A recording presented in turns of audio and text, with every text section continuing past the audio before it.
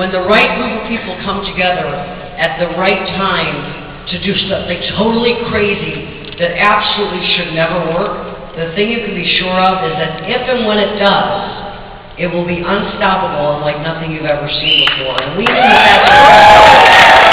And we were just very, very grateful to be given the opportunity to be a part of it and to help out, because when you die, you want to say you were a part of a couple of things that were special in your lifetime. I've seen this twice before in a 30-year career, so for those of you who don't know it, take advantage of it, because you probably won't see it again for another decade, if you see it at all.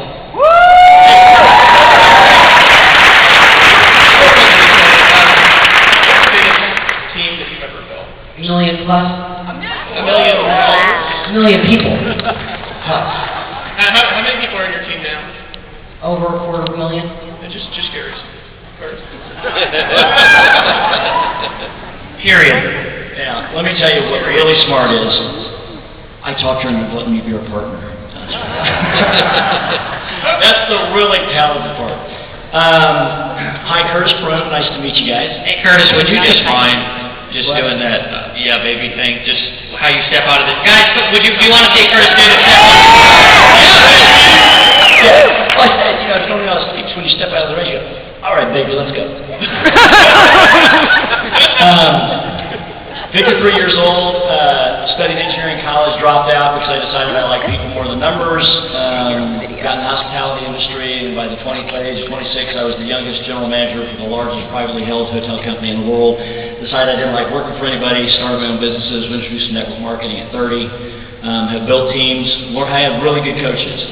Failed for 2 years because I thought I was smarter than everybody. Wouldn't listen to anybody, and was quitting when someone said they would be willing to mentor me if I'd start to act stupid and stop being an arrogant, obnoxious jerk. And so I did. I shut up, I listened, I learned, which is, I think, the best lesson. The lesson is what we said earlier: get around those who have done it. Don't try to be smarter than, be willing to be open to. And then about 11 years ago now, I met my now partner Lisa. And a company was building a team, and they asked me to join the management company or management group of that team or of that company, and went on and became the worldwide president of the NASDAQ national market traded $200 million a year company. We were in 30 countries around the world, and I'm based out of Hong Kong and Asia. And then when we got out of that, because public companies are really driven by board of directors who don't really know and understand that it's about the heart and spirit and soul of distributors, went back in the field, and now we're building teams. And we did a lot of consulting in between. And the way we chose who we wanted to work with was typically they were just friends of good friends. And that's how we met these guys. Eric Worre is a great, over 20-plus year friend of Lisa's, been a good friend of mine now for 5 or 6 years.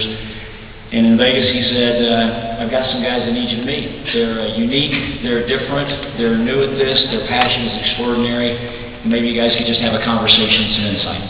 And that's all we did. We just started talking around the pool. And I'll never forget, one of the first things that Dave and I talked about was the Atlanta event. And you said, hey, listen, I just got a question. Listen, I'm just kind of curious. If we've got 1,100 rooms booked, is $15,000 a good price for the ballroom? And I said, how? And he goes, oh, a little bit much? I said, just a little. He said, how much? About $15,000. And so that's when it all began. And a conversation by the pool in Las Vegas. Yeah, no, absolutely.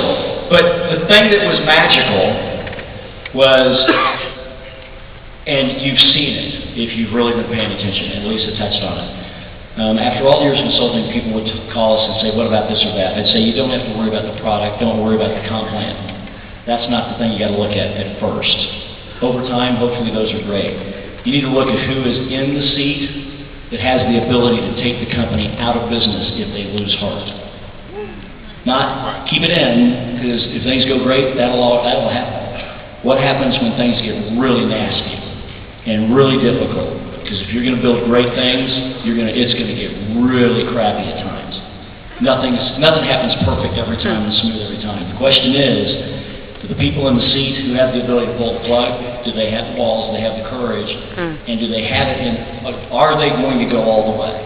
And that was the first thing we sat down with these guys, and we talked about it. And I said, so, I just want to know, what is the point, or what's your exit strategy, or what's the point when it's too much, or what is it, or as Lisa's done in trainings all over the world, you know, I will not quit until ... What's your ... And it was death. We're just not going to stop. We'll never quit. That's when we decided this is working.